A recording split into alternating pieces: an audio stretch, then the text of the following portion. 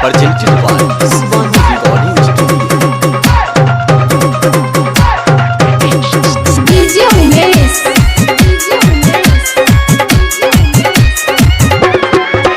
तोरा भीतर में भीतर में तोरा भीतर में ईटर लगतोगे कब गम गम गम गम करतोगे।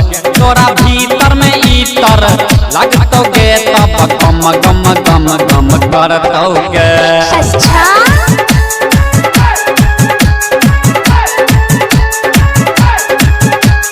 डीजे उमेश सुखीपुर बाजार के अंदर बाहर लाल लिपस्टिक तोरे से करे छो पच पच पिच पिच।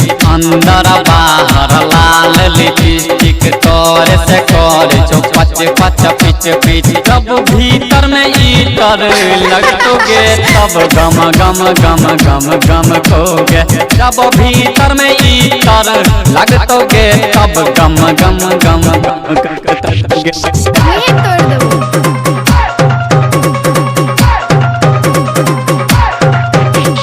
डीजे उमेश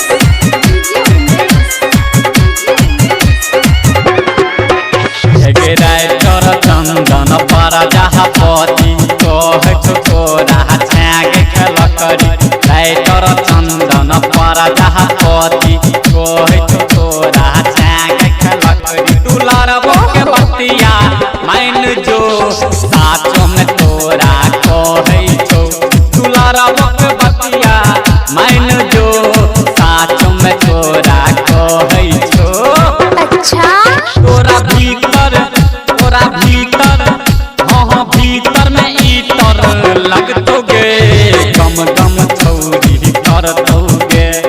भीतर में ईटर लगतोगे गम गम छौरी करतोगे।